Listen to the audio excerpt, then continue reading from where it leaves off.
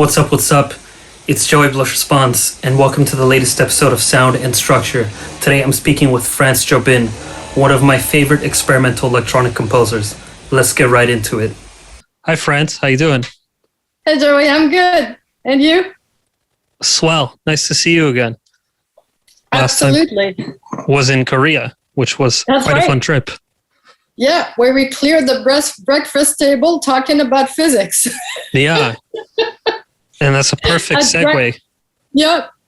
to my first question, which is how has your study of physics influenced your music production? Immensely. Immensely in so many ways, in a sense that, since 2008, my entire practice has been inspired by physics in one form or another. First album related to that was 10 to the minus 33 centimeters, which was released on Room 40, which was all about the theoretical size of strings within the string theory. Wow. And I've always really liked quantum physics for some weird reason. And so I've always been drawn into going into certain theories and stuff and get inspired by that. But eventually I started to really get on my nerves because I would really just go superficially into the theories. So I decided to bite the bullet and study quantum physics like full time, which I've done now for a year and a half. And it's fantastic. I absolutely love it. Sometimes I wonder maybe I went into the wrong thing, but Like music over physics, you mean? Yeah. Okay. Yeah. But, that being said, physics is quite involved and there's a lot of math and everything. So, I'm quite happy at the moment just continuing studying and then picking up on certain concepts that I feel that I can interpret into sound, which is really where the challenge lies for me. So it's good.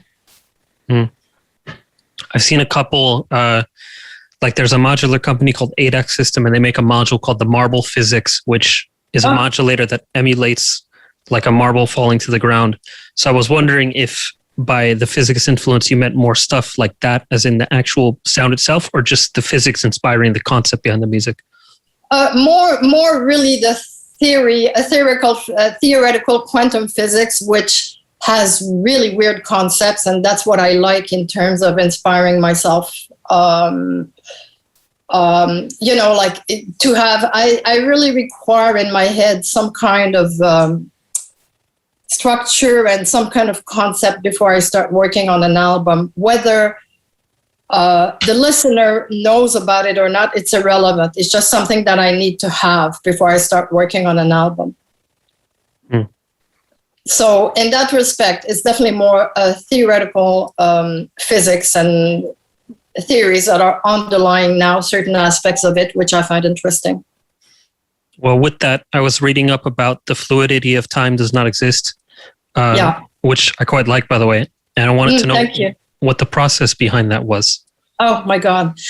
The process behind that was exactly studying physics and understanding that in physics, the fluidity of time doesn't exist. Like in physics, they do not go with this idea of, there's a past, present, and future. Right. So it's more like, how can I explain it? Maybe I can take it from the multiverse and David Deutsch idea of how he explains it, is that you have a series of Polaroids around you, and it's your entire life, and you just go into one, you look at one Polaroid, and you look at the other Polaroid, and you look at the other Polaroid. So it's like time is a constant. Yeah. Everything always happening at once. I read a book series about this. You might be interested in The Three-Body Problem. It's a sci-fi trilogy by a Chinese writer whose name I can't pronounce, so I won't try.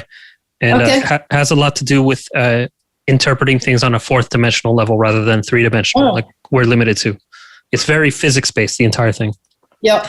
Oh, that's awesome. Please send me the link. I will. So the fluidity of time came from actually something I read about Einstein. Einstein had a really close friend called Michel Bessot, and he used to refer to him as the best soundboard in physics.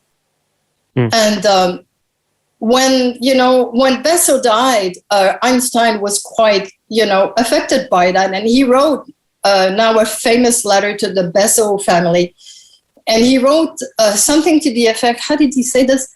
Now that he has departed the strange world a little ahead of me, for us believing physicists, the distinction between past, present, and future is only a stubbornly persistent illusion.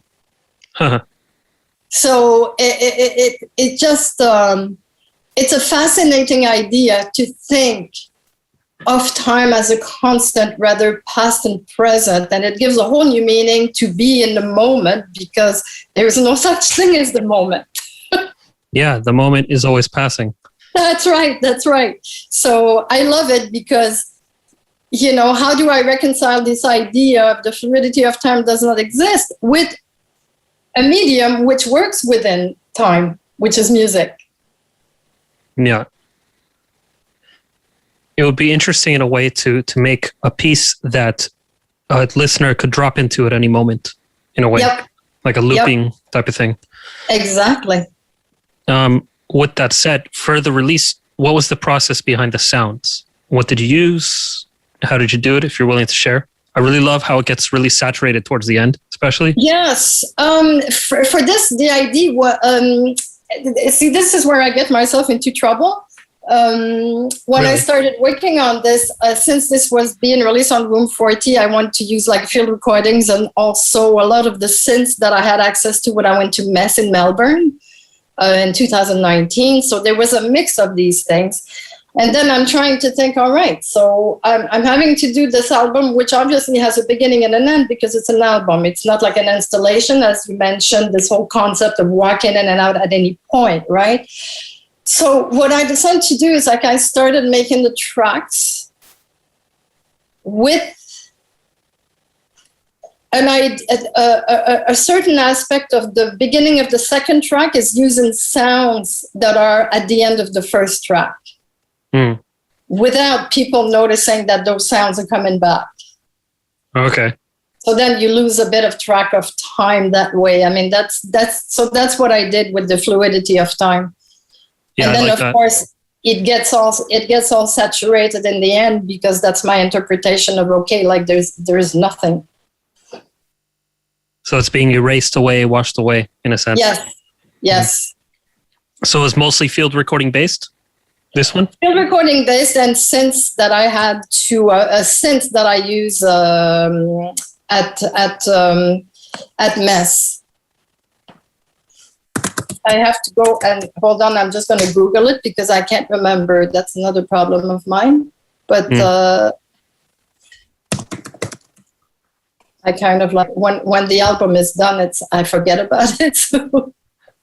I like MESS. I sampled a bunch of stuff there as well. Oh, unbelievable. Yeah. You walk into MESS and you have the entire history of electronic music. Down to the Moog and the bootleg, like the West and East Coast. It's crazy. Yeah. And then if you're lucky enough to be there on a Wednesday, there Robin Fox gives an entire tour of the place, right? So he gives you the history of every instrument that's there. Oh, wow. I didn't realize that. Yeah, he does that. I'm assuming he's still doing it, but that's what he was doing at the time. So every Wednesday night he comes in and gives you the whole, history of how MESS came about and the donors and the people who donate synths to the place. It's really awesome. That sounds awesome. Yeah. So apparently I use only field recordings on that. So there goes my memory. So yeah, I used field recordings on Fluidity. Sounds great. Speaking of MESS, you did this whole synth porn series. Yes. I like those a lot. It's kind of a different side. A lot of distortion and droney on some of them. Yeah. Which one was your favorite of all the synths you used there? Oh my God, the Muse Triadex for sure. Okay. Yeah, the Muse Triadex was just like, it's like a candy you can't stop eating. I didn't get to play that one. I don't think it was there when I was there. Yeah, maybe it wasn't out. Like they kind of move things around, so maybe it wasn't out when you went. Yeah, definitely the Muse Triadex, and then the ARP 2000, is it? 2600. 2600, yeah. Yeah. Another beast that I really, really like. Yeah, that's a classic one. Yeah. Yeah. There's so many. The Mellotron also was amazing. I've never got to play a real one, but I'm sure it's beautiful. This is not a real one. It's a smaller rendition, but you can still, see the 3 tapes running. So it's really, really cool. And these synth porn tracks are one take jams, right? They are one take and edited. Okay. Because the idea with that, when I walked into Mess, it was like this situation, like, my God, where do you start, And I figured, well, I may as well start with anything I don't know. So I'm going to avoid everything I know and tackle every morning and every afternoon a synth I don't know. Makes sense. How many days were you there? Sorry? How many days were you there? 10 days. Awesome. Yeah. So yeah, plenty of time to explore. Yeah. I was only there one day because I was playing in Australia, so I did just one day there for a few hours. But it was wonderful. I was on the Buchla, the Surge, and the EMS system. Oh, it's crazy. Yeah.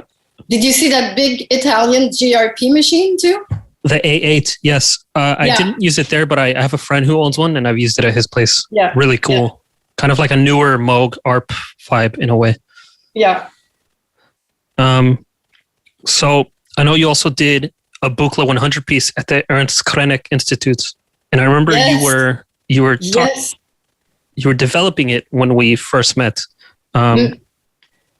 So yeah, I was on my way from Korea. I was on my way to Austria. Right, and I know you were very specific about wanting the sound to fit the room. So how was your experience on that? Fantastic. They kind of brought me in the studio, gave me the manual, and closed the door.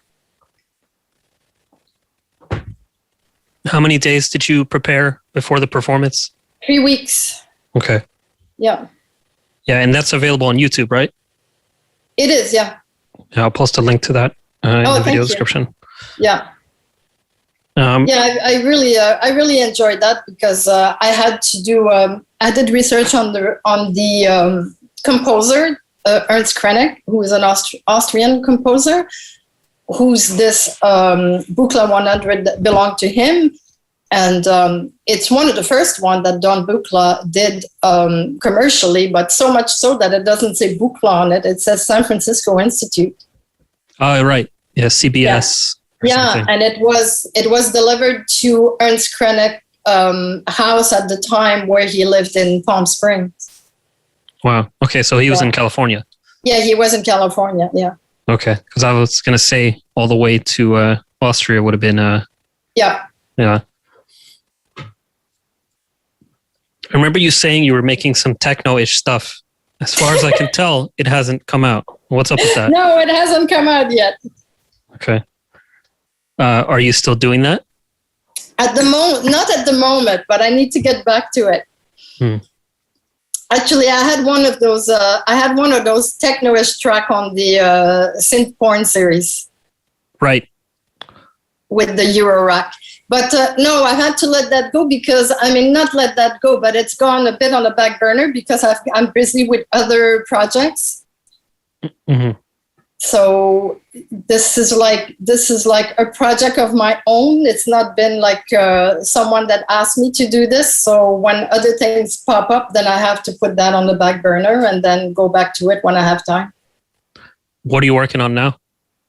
Right now I'm working on the first of a series of 4 albums based on all the stuff I've studied in quantum physics. Okay. I'm preparing for I've been invited to create 4 sound installations for a festival in Gaspé, which is here in Quebec, but further northeast of Quebec. So I'm creating 4 sound installations that are site-specific for this festival. So I'm going there in June for an artist residency, and I'm going to meet a whole bunch of people because all of this is very history linked. History linked? In what way? Yeah. One of the installation I'm building is in a military base that was built in the Second World War. Oh, wow. Okay. During the Second World War to protect the Gulf of St. Lawrence from the U-boats, and because we had Germans and U-boats coming into the Gulf of St. Lawrence. Wow. And so I'm doing one sound installation in this naval base, which is really cool because it's underground and it's got all kinds of, passages and stuff. That's really cool. Yeah, so great for sound.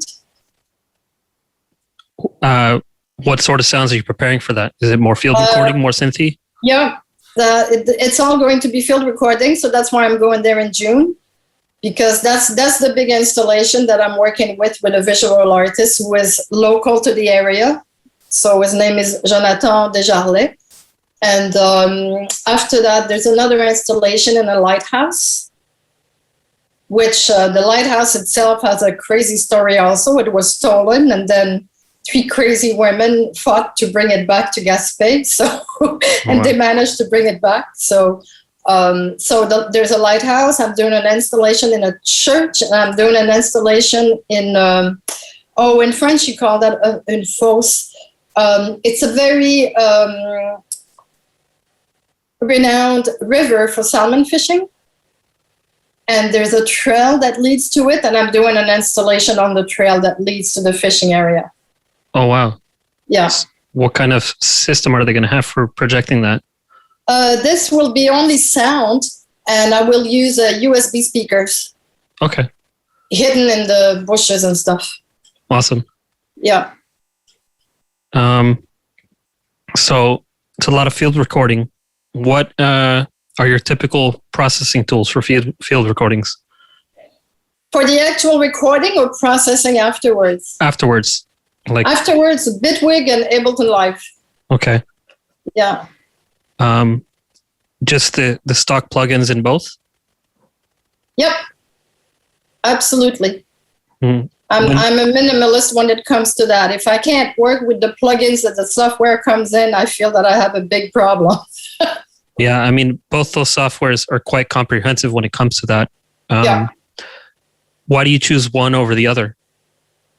It depends on what I want to do. Okay. So what would be a reason for using Bitwig, for example? Workflow. You use the grid a lot? Yes. Cool. But an Ableton Live will be more for certain processing that I know because I've been working with Live for a long time. So there's certain sounds and certain plugins that I've programmed and stuff. So I'll go back to Live to do that type of processing. But then I might just dump it into Bitwig and do some more processing. So Bitwig is pretty much the main event these days for you? They're both 50-50. Okay. Yeah. What are your favorite plugins in either one? My God. Bitwig I haven't explored enough yet, but I can tell you Ableton Live resonators, filters, and reverbs I use a lot. Do you use Max for Live as well? Not yet. Okay.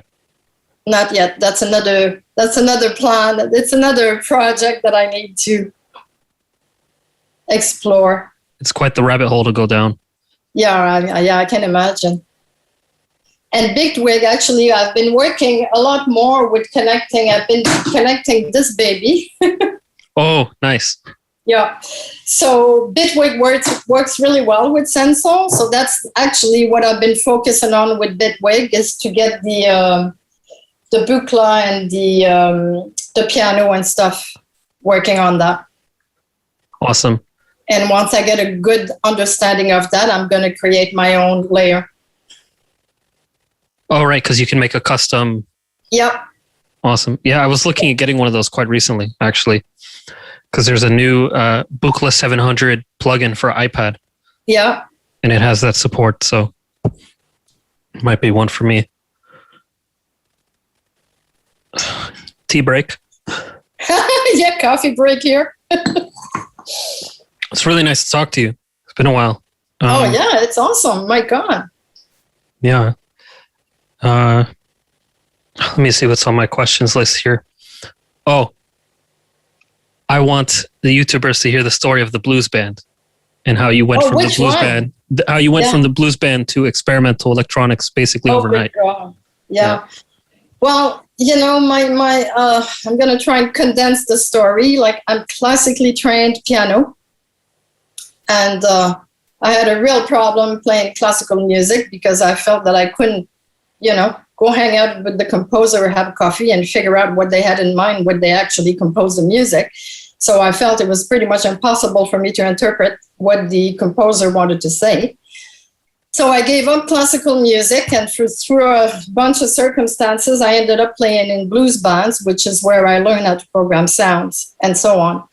And so I spent a lot of years, like, my first keyboard was a Roland D50. Oh, no, actually, it was the Korg Poly 800. Oh, wow. Okay. And then, which I still own, by the way. Great. And it was a Roland D50 and so on, and rack mounts that I just pulled out again. They're Proteus, Morpheus, and all of that. Awesome. And so eventually I met an experimental musician who invited me to a studio. His name is David Christian.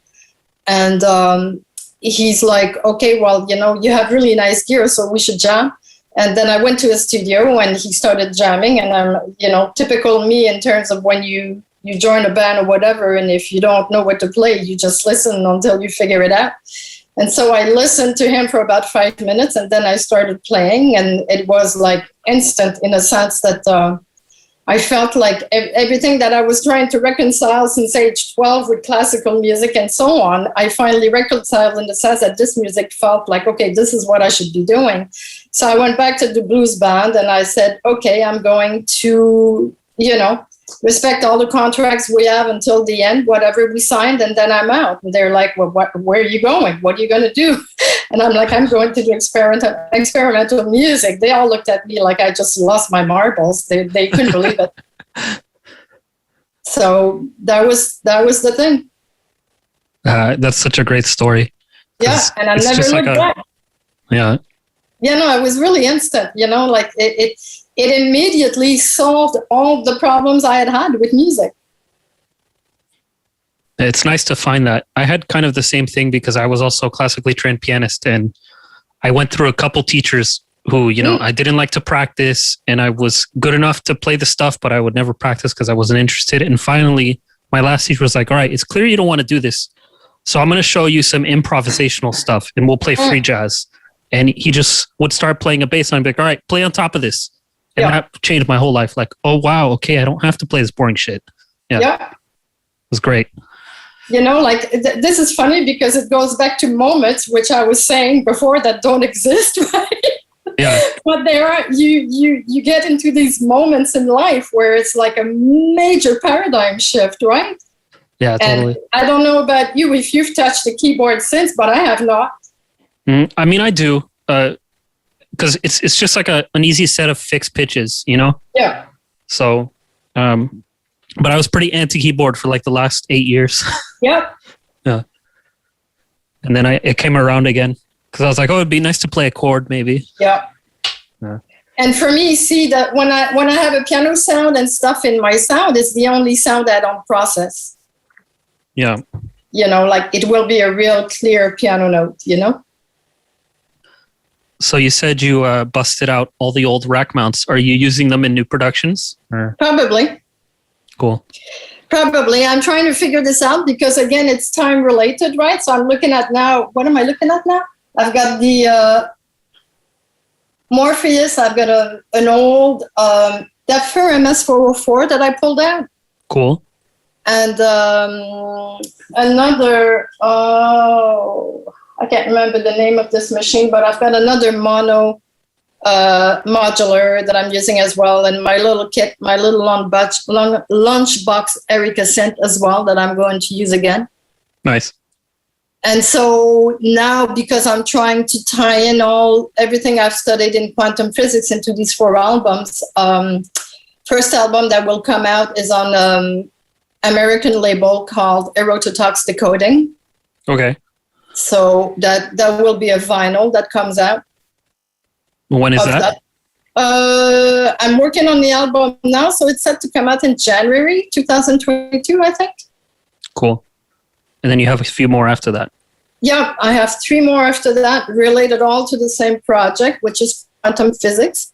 And after that, I think it's Room 40, and then 901, Room 40 in Australia, 901 Editions in Italy, and Pop Music Records in Japan. Awesome. Yeah, which is also various locations in the world are also related to the quantum physics projects that I'm working on.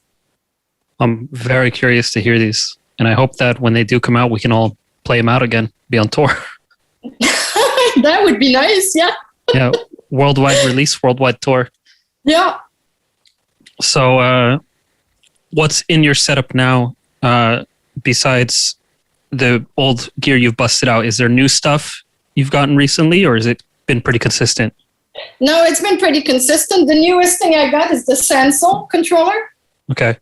That's about the newest gear, because I've always had a funny relationship with MIDI controllers, and this one I really like because it's tactile. So then we go back to piano, and and I like the feel of it. So that's the first one that I actually really, really like.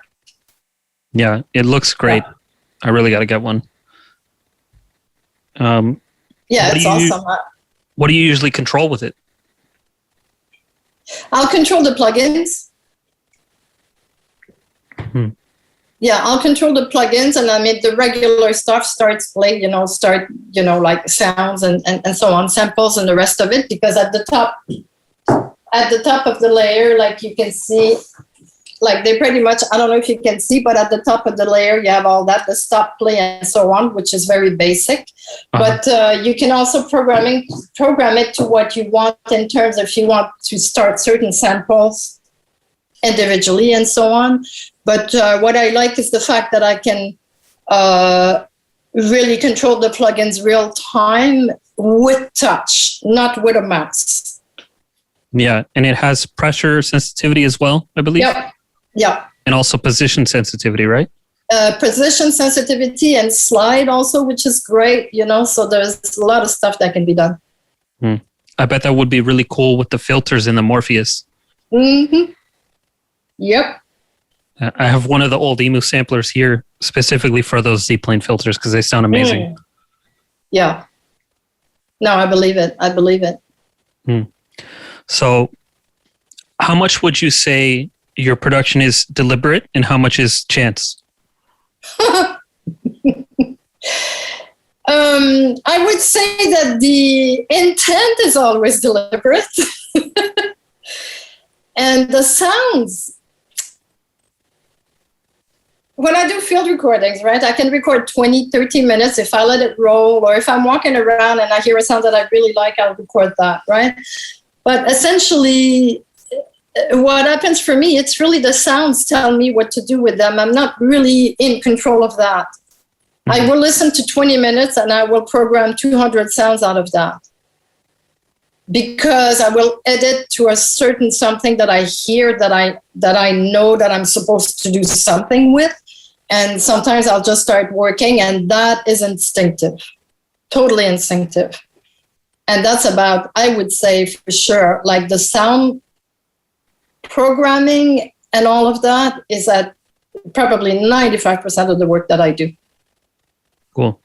So definitely there is a solid intent behind the work, but the sound processing is completely instinctive. Do you reuse sounds a lot, or do you, like, once the project is done, you make all new sounds? I tend to have a sound bank for each project, so I don't reuse the same sounds. But I will take a sound back and completely reprocess it. Cool. Yeah. So you must have like hard drives and hard drives full of recordings and samples. Too many. Yeah. Too many. It's kind of cool to dig through those and you find something from 10 years ago you forgot about and it's like a new track. Yeah, I think so. Because sometimes, like I come across, like, for instance, I was part of this project called Quartz.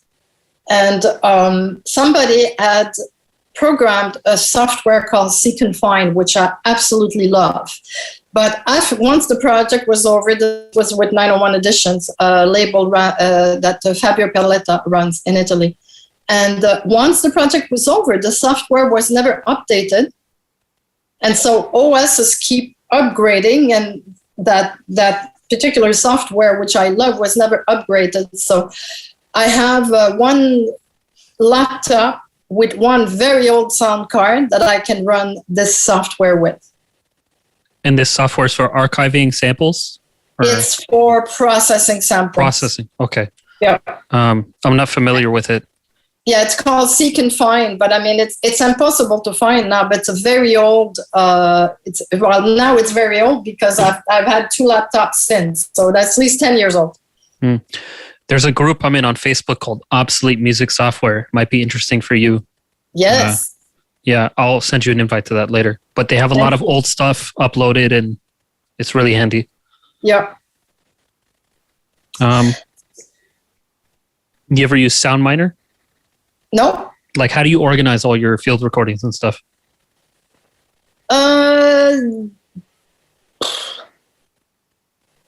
Essentially, there are chronological. Okay. So, and geographical. For sure. So any sounds that I do in South America are in one folder. Anything that I do with modulars are in another folder. But if it's M Stockholm, it'll be okay, M Stockholm 2015 and then M Stockholm 2017 kind of thing. Awesome. It's really chronological for the simple reason that I need to have a visual photograph in my mind of where I was when I recorded. I'm sure that affects the mental state quite a lot. It does, but it also helps me keep track of the essence of the sound. Once that sound has been processed and I've processed it into another sound, it doesn't matter anymore. But when I take the raw field recording, I like to have an idea of, okay, where was I? What state of mind was I in? Why did I record this?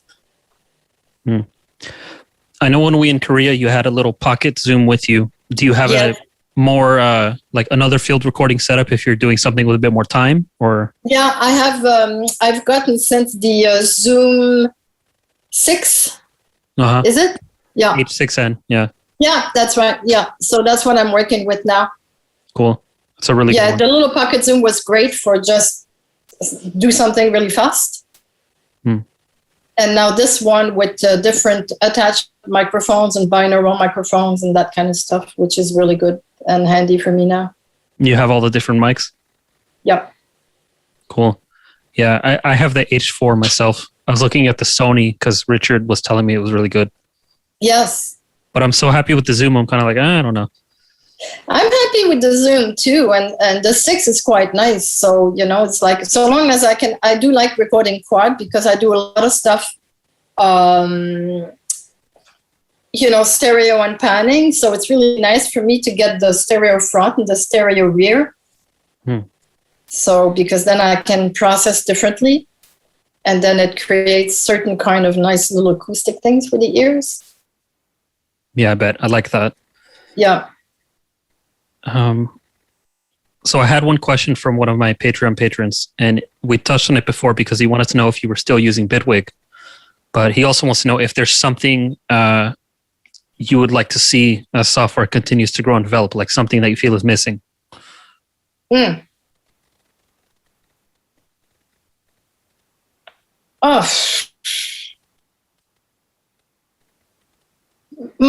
way I work kind of negates that kind of thinking because I like to get to work with a software and get it to do what it's not supposed to do. And that's when I get mistakes and errors, and those are really pay off. That's the cool stuff. That's the cool stuff.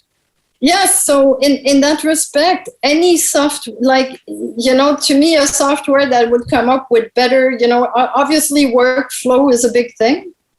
Mm-hmm. Access to everything really, really quickly is a great thing. But in terms of how I approach software, I don't read the manuals for software. I just go.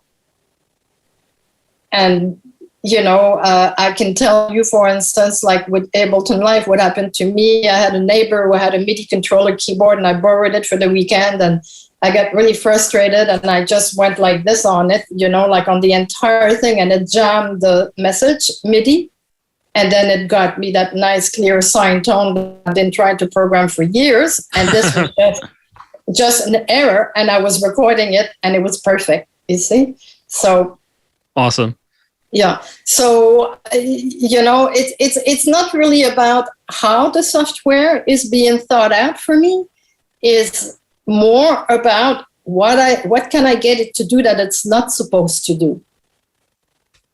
And that's when it gets interesting for me. I think that's a good approach. And it also lends itself to your approach of only using the stock stuff, because you have to really get deep with it. Yep. That's cool.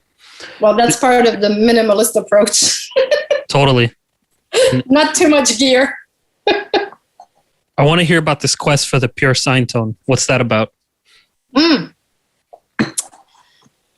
the quest for the pure sine tone is that I heard in my head a sound for years, and the only way I could describe it, it was like a pin falling on a mirror. Mm-hmm. What would that sound make if there was just a pin falling straight perpendicularly into a mirror? And that became a sound for me in my mind, but I was never able to program a sound so pure. My sounds are very lush, are very full of stuff, although I do minimal music, but each sound is very full of frequencies and movements and nuances, and and sometimes I just want a nice, clean sound. And so that was the quest for that pure sine tone, which I was never able to program. Mm-hmm. Have you been able to replicate it since?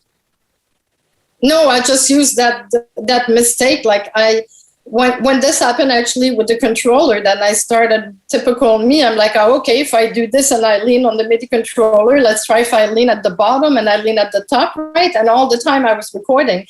So all the sounds that I got from that mistake when the MIDI messages jammed, they're all recorded. So I keep on using them and re-editing them. Awesome. I saw a video of Alvin talking about his production, and he uses some software for hearing testing, I believe it was, to generate sine tones. I might send that to you because maybe you could get something out of that. Yeah. It's something completely not made for music, but he sits there and like you can pick exact specific frequencies for the sine wave and whatever, and he just layers that. Yeah, I think they use this when you go for an audiology test. Exactly. Yeah. Yeah. Yeah. So I'll send you that. You might be into it. Awesome. You used to go by I8U. Why did you change that? I changed that because in 2011, Richard Chartier invited me to create an installation at Artisphere in Maryland. At the time, Richard was living in DC.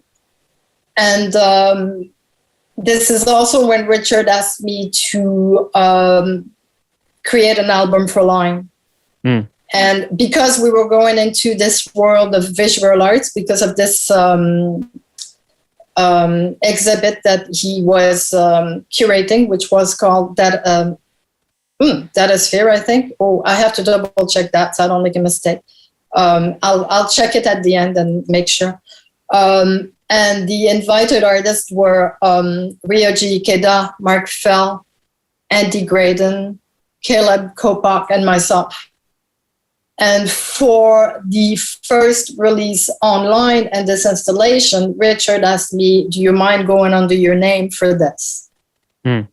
And I'm like, you've been my friend for a long time. You've got dibs on that. So yeah, we go under my name for this.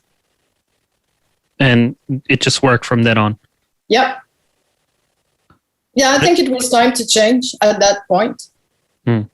Yeah, because I'd been IATU since 1999. So 1999, 2011 there, that it was enough. It's fair. By that point, anyway, I couldn't hide anymore in a sense that IATU at the beginning was really so that people would not know who I was and my work would be judged on my work and not on gender. Mm-hmm. And so by 2011, everybody knew who I was anyway, so there was no point in hiding behind that anymore. So, is there a specific reason you wanted it to be judged just by itself, or? Yeah, because I'm a musician, so I want the work to be judged, period. Fair. And I didn't want any other, a work should stand on its own, whether you're whatever. So for me, it was very important that I be judged on my work and nothing else. That's cool. I feel that 100%. Yeah. So, and then by the point that, the whole installation came around with Richard and all that, by 2011, everybody knew who I was anyway. So it was kind of like it served its purpose. Yeah. How did you get working with Richard? How'd you guys meet? We met in Montreal at MUTEC. Okay. 1999, actually. Okay, so. Yeah. Richard played with Taylor. At the time, MUTEC was happening at Eccentrus. This is Taylor Dupree, you mean? Correct. Yeah. Okay. And so Richard and Taylor were both playing at MUTEC. And the lineup was Richard, Taylor, and they had visuals, but Kepirana, and who was Kim Cascone, I think, was also playing that night. It was a fantastic night. Sounds like it. Yeah, and it was my first introduction to minimal music and laptop music too, which blew my mind. Richard makes quite cool stuff. Oh, incredible. Yeah, incredible. He has a new one out I just heard of a couple of days ago. I got to get into it. Yes. Yeah. Admittedly, I haven't kept in touch with him as much, but I would like to have him on here as well because I really like what he does. Totally. Yeah. He will have interesting stories for you. That's what I'm hoping. Yeah, absolutely. What's your favorite place you've been on tour? Japan and Italy. Italy for the food, I guess? Italy for the food, the people, the fact that wherever you play in Italy, you're outside most of the time, which is yes. Great. Yeah. So I really like that. Japan for the exact same reason, really, except that we play inside, but for the food, the people. Yeah, I love Japan. Yeah, Japan is absolutely amazing. Mind-blowing my first time. But the most, I thought Japan was going to be, I thought Japan was the culture shock for me. And South America was like a whole lot more of a culture shock that I ever imagined. Where did you go in South America? Medellin, Colombia for 2 months. And Argentina. And South America was absolutely amazing. Absolutely amazing. It was really a transformational on many levels. How so? Well, it's the culture is so different. The level of poverty is something you don't see unless you go there. And when you see people dealing with that and still being in a good mood and still making stuff and still creating festivals and still creating music with absolutely nothing, no support whatsoever, it's a huge life lesson. Yes. Because you get to see people with very little support and means, and they do incredible things. I was invited by a festival called Autotune Fest which is run by a collective in Medellin, Miguel, Izaza, Ross Uraba, I think. Anyway, I can't think of all the people right off the bat, but they how can I say, they did not spare me. When they picked me up at the airport, they brought me through the best and the worst of Medellin in one night. So the beautiful mountains, everything, and then boom, we go to Botero Plaza at night, which is where the Botero Museum is, but then also where all of the drug addicts and the prostitutes show up at night. So they're like, we're not sparing you. You're going to see everything. Amazing. Yeah, it was. That was really a transformative experience for me. I came back. Quite some time. Hmm? Sorry, you go. I came back here and then I was thinking, like if I hear another artist bitch about the grant system here, I think I'm going to slap them, Because, here we have a system. Yeah, at least there is one. Yeah, at least there is one, and there was just absolutely amazing. Absolutely amazing. Beautiful people, amazing festival, great musicians. I would love to go there. I've only been to Buenos Aires in Argentina, but I'm dying to go anywhere at this point. It's been too long. I know, right? Yeah. My God. Yeah, hopefully we'll get back to things. Hopefully. I think that's actually all of my questions. All right. We can say podcast goodbye, and then we can talk about real things. All right, perfect. Thanks for coming on the show. Thank you for having me, Joey. This is awesome. No, I'm glad you came. Hope you enjoyed that. I really value Frans Jobin's view on minimalism and doing things with the minimum amount of tools possible. It's a different approach from mine, and I appreciate learning from others' approaches, and I hope you do as well. As always, if you'd like to know who's coming up next on the podcast and submit questions for them, you can do that by subscribing to my Patreon. Don't forget to hit like and subscribe here as well. Peace out.